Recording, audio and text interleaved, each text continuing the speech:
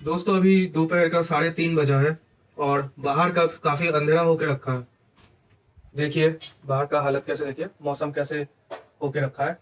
अगर आप देख पा रहे हो तो पूरा बिल्कुल अंधेरा और काले बादल से पूरा आसमान ढक गया है। तो मौसम वैसे बढ़िया है, हवा वगैरह बहुत आ रहा है, एकदम टॉप वाला हवा आ रहा है। तो आप देख पा रहे हो पंखा वगैरह सब मैंने बंद कर दिया है और बाहर का जो ठंडा हवा का झोंका है उसको मैं महसूस कर रहा हूँ। और यहाँ मैं वीडियो बना रहा हूँ, आपसे बात कर रहा हूँ। तो दोस्तों काफी टाइम ना अक्सर ऐसा होता है कि हमारे जिंदगी में ऐसा ही काला बादल पूरा ढक देते हैं जिंदगी को और कुछ भी हमको दिखाई नहीं देता है। आंखों के सामने अंधेरा ही अंधेरा दिखता रहता है। और हम डेस्परेटली हम लोग कोशिश करते हैं कि कहीं से कोई एक झोंका दिख जाए लाइट का, है ना। कहीं से कुछ मिल जाए रास्ता इस कोहरा से निकलने का। तो ऐसे ही एक रास्ता जो है आज मैं लेके आया हूँ आप सबके लिए।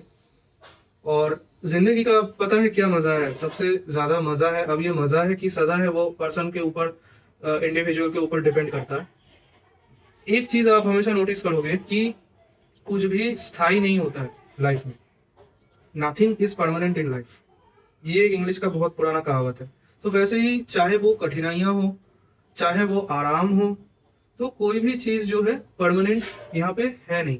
तो आपको वैरायटी मिलता रहेगा और आप जो है कभी बोर नहीं होंगे, कभी थकोगे नहीं लाइफ से। कभी आपको बोरियत नहीं होगा। थक तो सकते हो लेकिन बोरियत कभी नहीं होगा। तो ये खासियत है। तो जब भी कभी मुश्किल समय में, मुश्किल की स्थिति में, आपको हमेशा ये ध्यान रखना है कि ये जो माहौल है, ये जो सिचुएशन है, ये परमानेंटली नहीं रहने वाला है, ये भी चेंज होने वाला है। तो नमस्कार दोस्तों, मैं राहुल सिद्धांता हूँ। हाल ही में स्टेनोग्राफर ग्रेड 1 बना हूँ और मैं मिनिस्ट्री ऑफ होम अफेयर्स में कार्यरत हूँ। जिंदगी में मेरा नॉलेज बहुत सीमित है, मैं बहुत सारी चीज़ों के बारे में मुझे नहीं पता है और इस चीज़ के लिए मैं शर्मिंदा भी फील करता हूँ। आई फील अशेम्ड कि मुझे कुछ रास्ते के बारे में पता नहीं होता है, कुछ जगह के बारे में मुझे पता नहीं है, कुछ चीज़ के बारे में मुझे पता नहीं है। तो इस चीज का मुझे गम है कि सब कुछ मुझे पता नहीं है। मैं कोशिश करता हूँ जितना ज्यादा हो सके नॉलेज गैदर करने का, लेकिन कुछ ही आइटम है जिसको जिंदगी में मैंने बहुत ध्यान से सीखा है और जिसके बारे में मुझे A to Z में बता सकता हूँ कि मुझे पता है। मुझे उस चीज का गंभीर अध्ययन मैंने किया है और इन डेप्थ एनालिसिस में कर सकता हूँ। तो वैसे ही टॉपिक के ऊपर मैं यूट्यूब में वीडियो डालता रहता हूँ। तो आज की हमारी वीडियो है, आज का जो टॉपिक है वो रियलिटी है about choosing the language of stenography. आप में से ज्यादातर लोगों को पता होगा क्योंकि ज्यादातर लोग स्टेनोग्राफी देख के आप लोग आए हो। तो ये तो स्टार्टिंग का नॉलेज है कि इंग्लिश और हिंदी इन दो लैंग्वेज में ही स्टेनो का एग्जाम होता है स्टाफ सिलेक्शन कमीशन में। ठीक है, इंग्लिश का चयन, इंग्लिश स्टेनो का चयन भी किया जाता है, हिंदी स्टेनो का भी चयन किया जाता है उसी सेम एग्जाम के थ्रू। सिर्फ स्किल अलग होता है। स्किल में आपको हिंदी का डिक्टेशन दिया जाता है, हिंदी का टाइपिंग का भी टाइम अलग होता है, थोड़ा ज्यादा होता है, और इंग्लिश का डिक्टेशन और इंग्लिश के टाइपिंग टाइम अलग होते हैं। स्पेसिफिक कितना समय होता है और कौन सा स्क्रिप्ट में किया जाता है उसके लिए डिटेल्स में आप रिसेंट निकला हुआ एडवर्टाइजमेंट देख सकते हो, ssc.nic.in। एसएससी का जो रिवैम्प्ड जो नया वेबसाइट है वहां पे आपको मिल जाएगा। तो मैं टॉपिक पे वापस आता हूँ। आज मैं बताने जा रहा हूँ कि जो कंफ्यूजन होता है बहुत सारे एस्पिरेंट्स में कि हिंदी का स्टेनो सीखना है कि ना इंग्लिश का स्टेनो सीखना है, कौन सा स्टेनो यूजफुल रहता है, कौन सा स्टेनो इजी रहता है, ठीक है, सीखना, और किसमें स्किल क्लियर करना आसान रहता है। देखिए, बात जहां तक आसानी की है ना, तो जिंदगी अपने आप में बहुत मुश्किल है, आसान तो कुछ नहीं है। सांस लेना आपको लगता है आसान है, लेकिन आप उस शख्स से पूछो या आप मुझसे पूछो, जब मैं ले गया था या जब मैं अरुणाचल गया था, पहाड़ी के ऊपर जब मैं चढ़ा जल्दी जल्दी में, तब मेरा सांस फूलने लगा, ऑक्सीजन की कमी मुझे महसूस होने लगी। तो उस वक्त पता चलता है कि सांस लेना भी आसान नहीं है। तो देखिए, स्टेनो अपने आप में हिंदी या इंग्लिश कुछ लैंग्वेज में आप कर लोगे तो उसमें बहुत आसान सा हो जाएगा, ऐसा कोई बात इसमें है नहीं। This is actually relative to the student, to every individual who is preparing for stenography. कैसे रिलेटिव है? रिलेटिव इसीलिए मैं बोल रहा हूँ क्योंकि आपका बैकग्राउंड के ऊपर डिपेंड करता है। आप हिंदी के माध्यम या इंग्लिश के माध्यम, एक तो वो चीज है कि आपने अपने फंडामेंटल जो स्टडीज है, जो स्कूलिंग है, वो कौन सा माध्यम से आपने किया है।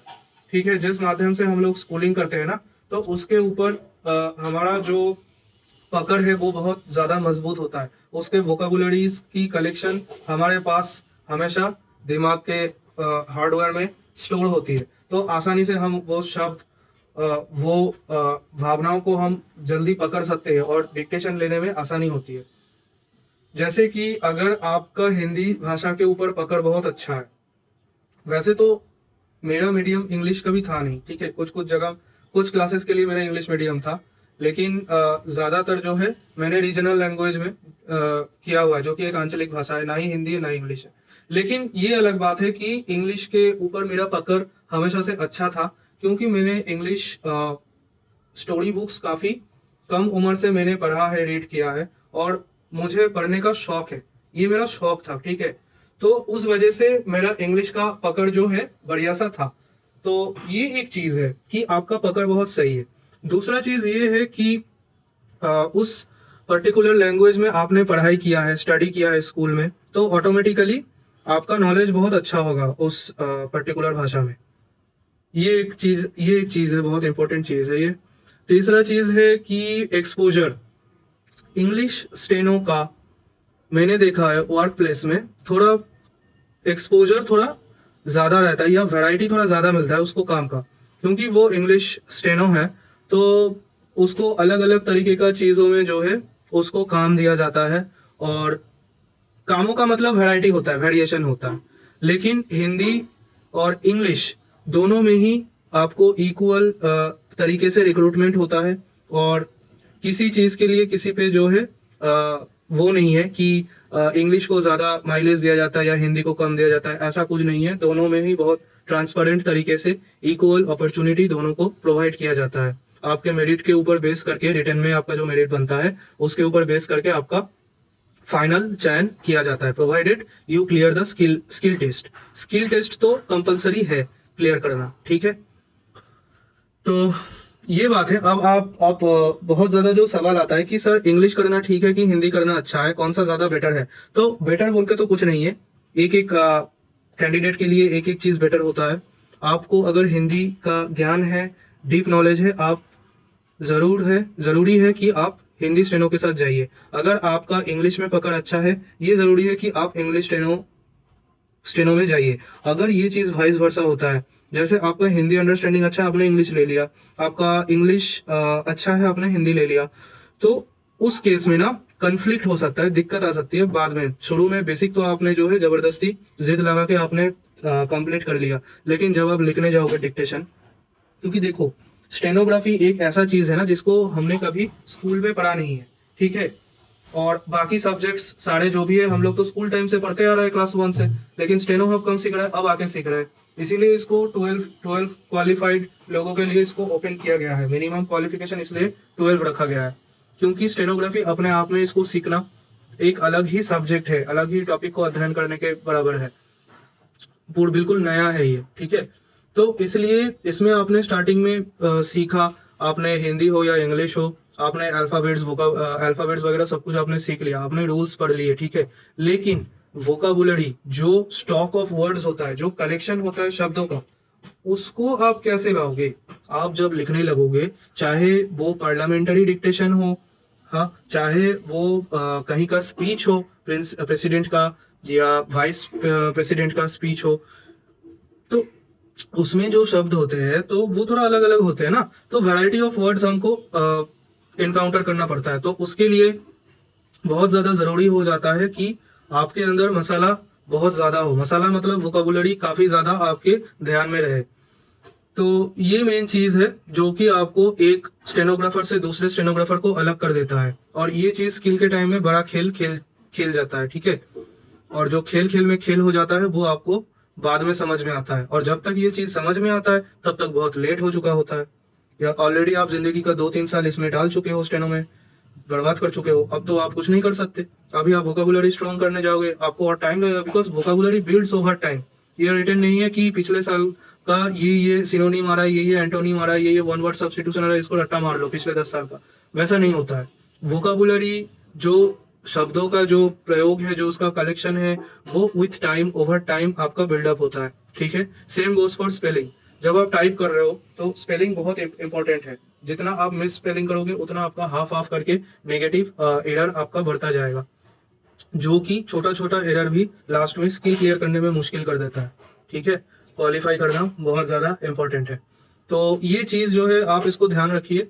तो मुझे लगता है कि आपका कंफ्यूजन में काफ़ी हद तक मैं दूर कर पाया कि आपको हिंदी लेना है कि इंग्लिश लेना है।